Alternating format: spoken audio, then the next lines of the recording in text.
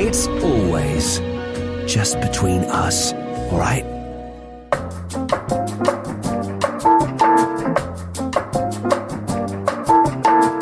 It's lovely to have you on Between Us in 938 Live. I'm Angela Lim. It's always discussing relationship issues, and today in particular talking about relationships in the workplace.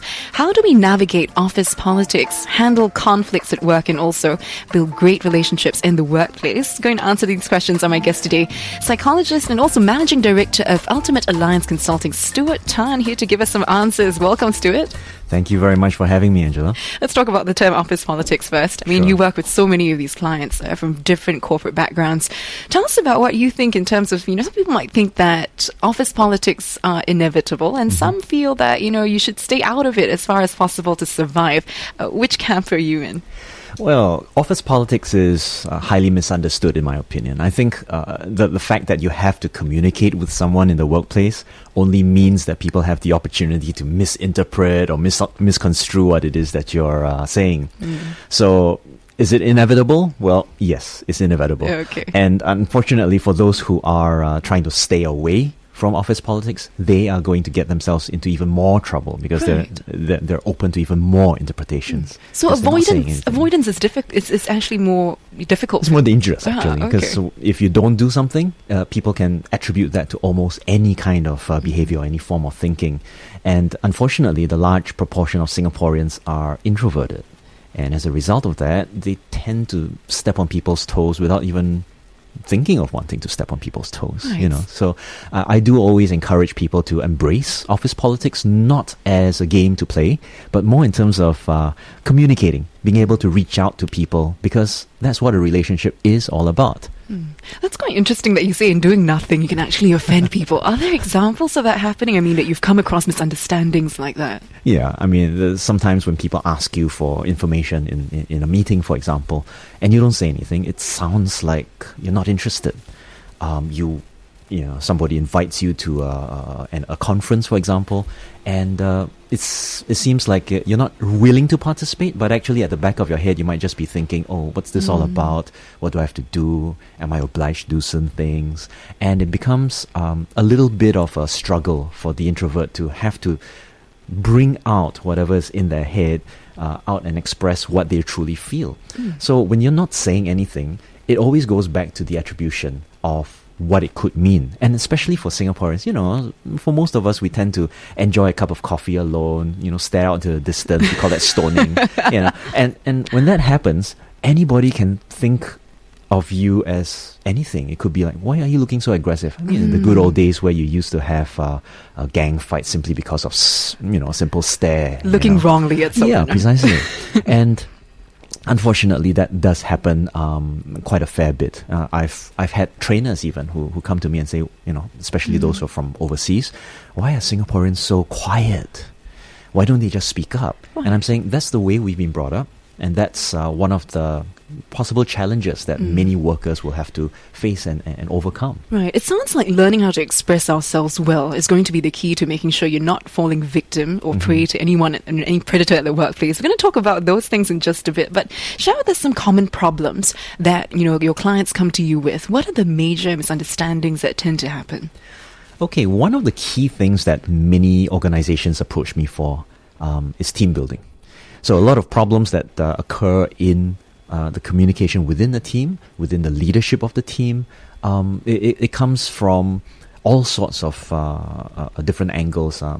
Some individual directors of companies, for example, they feel that their employees, the team members, are just too maybe quiet, too passive, unwilling. Passive is a good word. They're not willing to take the next step to be proactive, and they get a little bit upset. But that's largely because there's a culture clash and a personality clash. So some of the, bosses tend to be a little bit more extroverted compared with some of their counterparts who have just joined the industry, for example. Other typical issues would come from conflict in terms of getting things done. One major issue is when different groups within the same team are trying to reach toward a specific goal, but they're doing it across two different pathways or two different approaches. And sometimes jealousy sets in, a sense of unfairness sometimes sets in, because, oh, why is this particular team getting all the benefit when, I'm doing, or I seem to be doing as much work as they are? So the feeling of unfairness sometimes kicks in, and it becomes worse when there's an apparent connection between this boss and that team. So one of the things that I feel that typically comes out in terms of the mode, there's some people who tend to be very combative, and they go out there and they really say things like, you shouldn't be doing this, and they get very negative sometimes. This is something which, unfortunately, usually most of the bosses and the leadership, you can talk to them, but you can't really do very much, because at the end of the day, it goes back to the individual to manage themselves and to grow, to mature, and to become individually competent and effective. Right.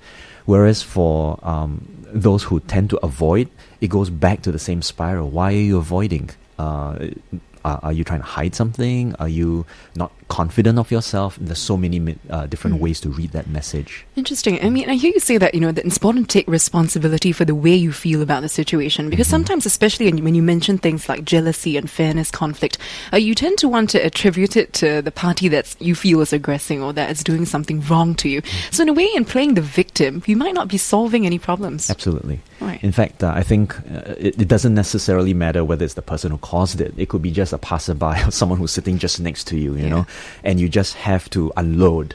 And unfortunately, most individuals, I mean, I'm sure even our listeners right here, they must have had some level, some time where they encountered jealousy or being unfairly treated. But at the back of their minds, they have a positive intent. They really wanted to do something. They missed out on it. And maybe that's why they feel a little bit sore. So if we go back to the intent, it becomes really clear that they don't have anything evil. They didn't wake up that day to say, haha, okay, how am I going to destroy my boss or, kill this other team? That's not what they really want. What they really want is to have a meaningful relationship with the fellow colleagues as well as with their work, and they want to progress. Unfortunately, not everyone has an environment to enable that to take place, and progression can only come with communication. Right. We're going to talk a bit about how to actually express yourself and also how to receive information from people about how they feel about things as well. The intent is important. Let's talk about how to get to a place where your intentions are productive for yourself and for your team also. All this coming up in just a bit. Talking today to Managing Director of Ultimate Alliance Consulting and psychologist Stuart Tan about navigating office politics and managing conflict at work. This conversation continues in just a bit. Stay tuned. Reset your relationships in Between Us. Our soulful encounter is always just between us on 938 Live. Talking today to my guest is Stuart Tan, who's Managing Director of Ultimate Alliance Consultancy. Stuart's also a psychologist, and he's going to help us navigate office politics today. Stuart, you're talking earlier about the importance of intent. Having a good intention when it comes to helping your team grow, perhaps, or doing well in the office. How about the idea of a self-fulfilling prophecy? When sometimes we believe someone is out to get us, and then we act in a certain way. How is that played out when you talk to your clients? Well, I'll give you two examples here. There was a case. I had a gentleman come in, and he was really upset that his colleagues weren't willing to treat him as an equal. He had a slight educational disadvantage, let's just say.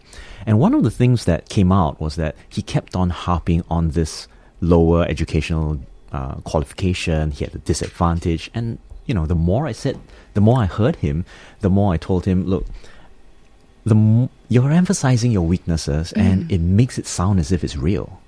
Are you really that lacking in confidence that you don't want to demonstrate that you can actually do it and focus on that instead? And he said, oh no, but my boss thinks that I'm useless. And he just went on with that. It was a little bit troubling because, of course, he had suffered quite a number of years of disadvantage. But at the same time, this gentleman did have prerequisites. He had good competencies. One of the things that is missing is the ability to feel self-confident, of course. I mean, in layman terms, we call it confidence. From a psychologist standpoint, we call it self-efficacy. Do you believe that what you're doing is going to actually bear fruit or bear results? And this gentleman was so badly affected by what was going on in the workplace that he stopped thinking about what he was really going to achieve, and was trying to fight what was going on in terms of the unfairness. Now, I understood his intent, but that intent wasn't working out very well for him. So we started doing a little bit of tuning and getting him to focus more on the bigger picture, and which is something that all our listeners need to have in the first place. I also had a lady who came in. She was basically retired, and all she wanted was something meaningful to do. She just couldn't find it. Most people would say, oh, it's ageism or whatever. And when she came to me, she was saying, how do I actually get my foot in the door in the first place? Because nobody is paying attention to someone like me. And I said, well, first of all, what is the network that you're trying to break into? Do you know people in the first place? And do you have the ability to establish some kind of a rapport with this network of people who can then recognize your skills and move forward? So she was initially resistant to the idea, because she never thought that, oh, my work is dependent on the kind of network that I build. And as a result of that, when there's a self-fulfilling prophecy, we tend to gear away from what our real intent is, and therefore the negative effect of that Pygmalion effect actually kicks in. You start replicating situations that you actually fear, because you know what you think you eventually do, and that becomes a problem, especially when you're trying to get out of a cycle. We're going to talk a little bit more as well about how we can change our mindsets and our emotional landscape as well to build more effective relationships in the workplace, especially in cases where there are conflict or a lot of misunderstandings. Stuart's a lot of experience working with these situations, so he's going to tell us more in just a bit after headline news in sports. Stuart Tan is my guest today, and he's Managing Director of Ultimate Alliance Consulting. He's going to tell us more about how to navigate office politics at work. Stay tuned. Someone to tell it to is a fundamental human need, and what you say stays between us on 938 Live. It's always just between us, all right? Chatting today with my guest Stuart Tan, who's Managing Director of Ultimate Alliance Consultancy, about how to navigate office politics. I mean, we've established, Stuart, that that's inevitable, and it's better to just jump in, fully aware of what you want and what other people are thinking, rather than avoiding completely, because even that creates misunderstandings. Let's talk a little bit about, a situation where you feel like, everyone's against me, everything is against me right now. Maybe I should just leave the situation and start fresh somewhere else. What would you say about leaving rather than staying to kind of rectify the problem? Well, everybody has their own choices. If they'd like to leave, sure. My personal suggestion would be not to leave on a bad note. That's the first rule of thumb, because the world is really small. I mean, not too long ago, I just bumped into someone whom I never thought I'd meet, and in a work context, my goodness, if I had, troubled him in the past, I don't know what he'd do to me right now. Right. So we always say, be careful on your way up, because you'll never know who you'll meet on your way down. It's one of the key things also about being willing to take a look at our own flaws before we leave and try and make amends if necessary, so that when you go to your next job, you don't carry the same baggage, the same attitude, the same value sets, and the same belief systems that caused the problems in the first place. Because it can be cyclical. I don't like this boss. He's too bossy. I go over to the next company. That boss is even worse. Yeah. And I just keep going on and try to find a utopia which doesn't exist. Right. It always is a lot easier to look at the other party and say, yeah, there's something wrong with them, and then not take any responsibility for what goes on in terms of your own mindset.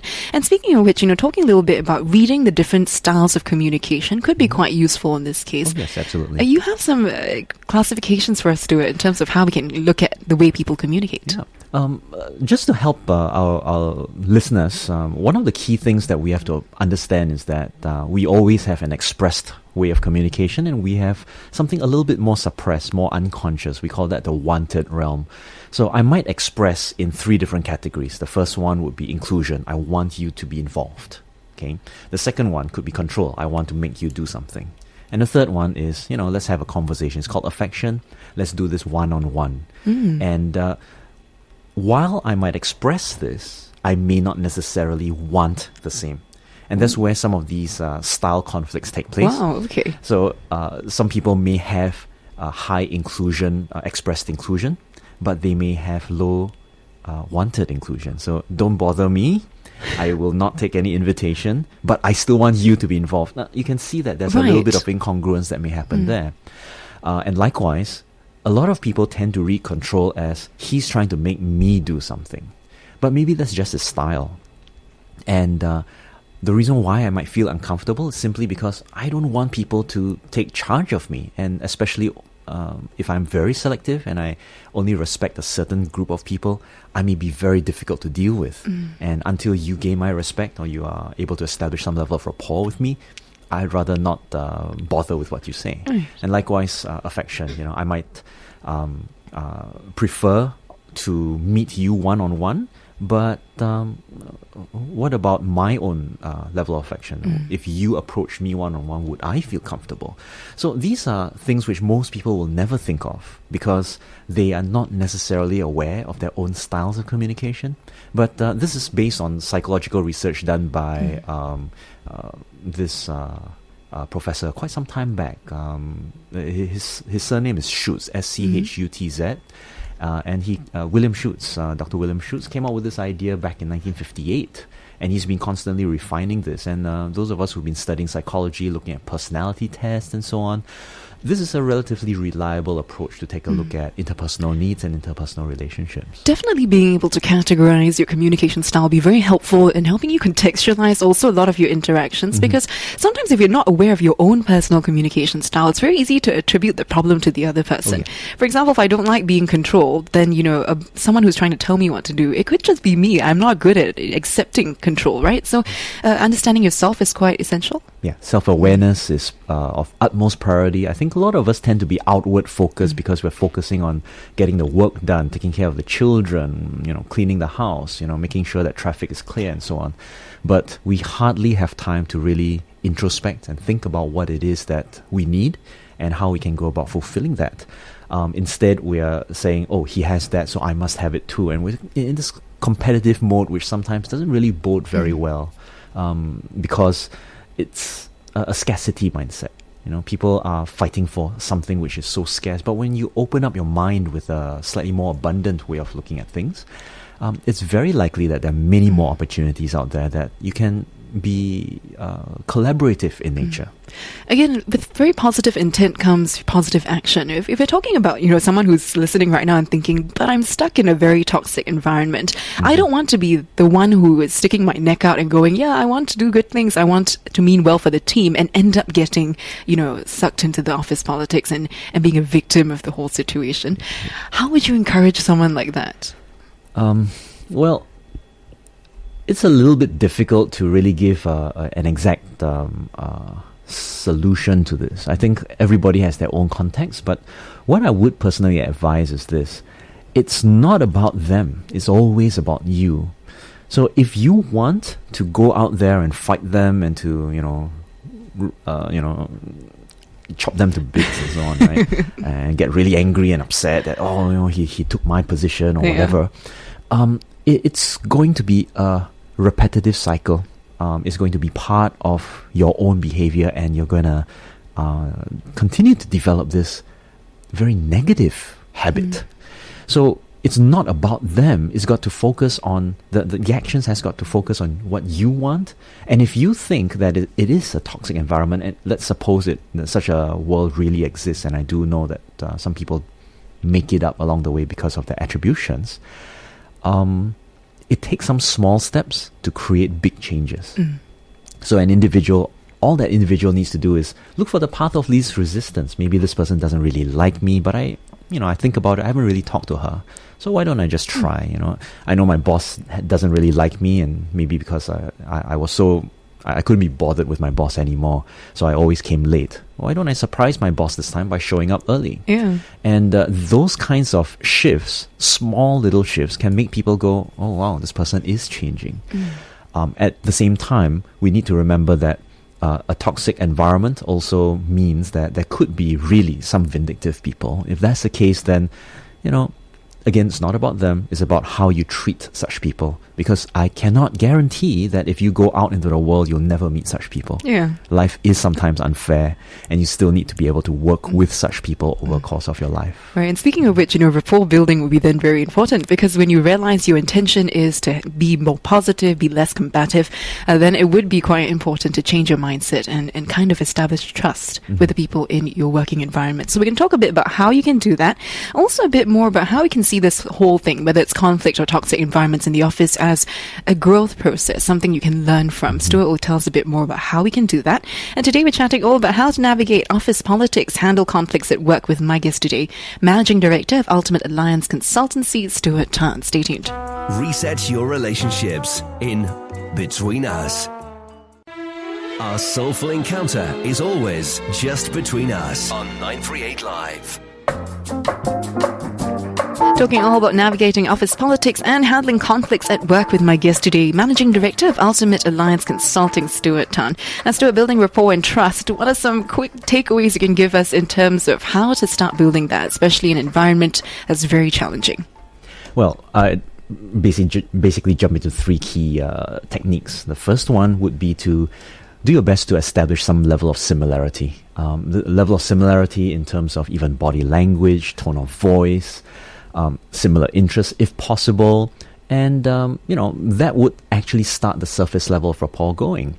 They found that, for example, in tribes, in sociological studies, that they tend to mimic each other whenever they're in their first interaction. Even physically mirroring each other, right? Precisely. So that's probably the first step. And if they are not doing that, it's probably going to sabotage the rest of their interactions. Second thing would be consistency in delivering results.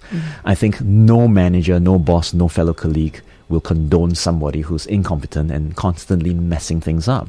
So if you're able to produce results consistently, that's going to go a long way, because they're going to say, hey, this person is valuable, and can actually help me.